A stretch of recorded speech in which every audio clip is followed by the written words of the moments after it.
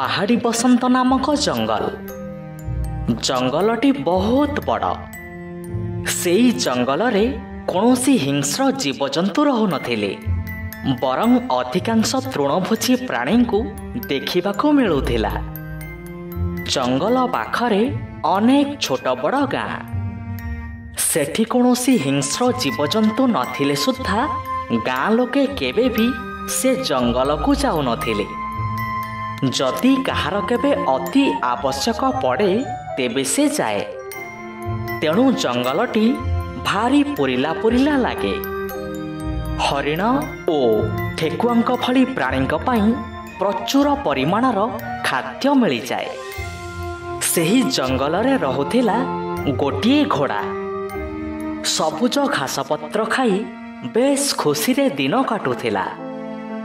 ସେ ଯେଉଁ ଜାଗାରେ ରହୁଥିଲା ସେଠି ଅନ୍ୟ କୌଣସି ଜୀବଜନ୍ତୁ ଯା ଆସ କରୁନଥିଲେ। ତେଣୁ ଘୋଡ଼ା ଭାବେ ଏ ଜଙ୍ଗଲଟା ମୋର, ଆଉ ଏ ଜଙ୍ଗଲର ରାଜା ହେଉଛି ମୁଁ। କିନ୍ତୁ ତାର ଜ୍ଞାନ ନଥାଏ କି ସେ ଜଙ୍ଗଲଟା ବହୁତ ବଡ଼, ଆଉ ଏତେ ବଡ଼ ଜଙ୍ଗଲକୁ ଜୀବଜନ୍ତୁ ସଂଖ୍ୟା କମ୍। ତେଣୁ କାହା ସହିତ କାହାର ଦେଖା ହୁଏନି। ଦିନକର ଘଟଣା। ଦିନେ ଘୋଡ଼ା ମନ ଖୁସିରେ ଘାସ ଖାଉଥାଏ।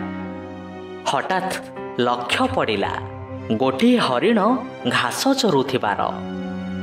ତାକୁ ଏ କଥାଟି ମୋଟେ ପସନ୍ଦ ହେଲାନି, କାରଣ ତା ହିସାବରେ ସେ ଜଙ୍ଗଲଟା ହେଉଛି ତାର, ଆଉ ସେ ହେଉଛି ସେ ଜଙ୍ଗଲର ରାଜା। ତେଣୁ ତା ବିନା ଅନୁମତିରେ ଗୋଟିଏ ହରିଣ ଘାସ ଚରୁଥିବାରୁ ସେ ରାଗରେ କମ୍ପି ଉଠିଲା। ତା ପାଖକୁ ଯାଇ ତାକୁ ସେ ଜଙ୍ଗଲରୁ ଚାଲିଯିବାକୁ କହିଲା। କିନ୍ତୁ ହରିଣ ଘୋଡ଼ାର କୌଣସି କଥାକୁ ଖାତିର କଲାନି।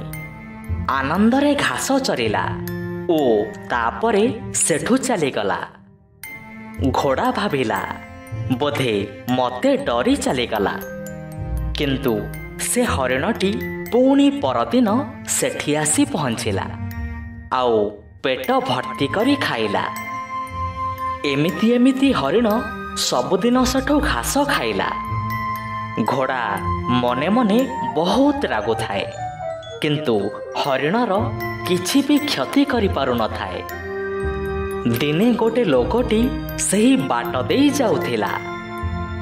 ଘୋଡ଼ା ଲୋକଟିକୁ ଦେଖି ତା ପାଖକୁ ଦୌଡ଼ିଗଲା, ଆଉ ଲୋକଟିକୁ ଡାକି ହରିଣକୁ ମାରିଦେବାକୁ କହିଲା। ଲୋକଟି ମନେ ମନେ ଭାବିଲା, ଯଦି ମୁଁ ଏ ହରିଣଟିକୁ ମାରିଦିଏ ତେବେ ମୋର କ'ଣ ଲାଭ ହେବ? ଯଦି ତାକୁ ଘରକୁ ବି ନେଇଯାଏ ତେବେ କେବଳ ଗୋଟିଏ ଦିନର ମାଂସ ହେବ। ତେଣୁ ସେଥିରେ କିଛି ଲାଭ ହେବନି। କିନ୍ତୁ ଯଦି ମୁଁ ଏ ଘୋଡ଼ାକୁ ନେଇଯାଏ ତେବେ ମୋର ବହୁତ ଲାଭ ହେବ। ଯିବା ଆସିବା ବେପାର ବଣିଜରେ କାମରେ ଆସିବ।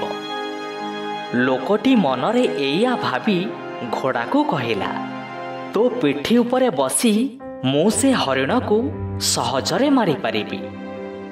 ଏକଥା ଘୋଡ଼ା ମନକୁ ବେଶ ପାଇଲା ଓ ଲୋକଟି କଥାରେ ରାଜି ହେଇଗଲା। ଏବେ ଲୋକଟି ଘୋଡ଼ା ପିଠିରେ ବସି ଘୋଡ଼ାକୁ ବାଡ଼େଇଲା, ଆଉ ନିଜ ଘରକୁ ନେଇ ଚାଲିଗଲା।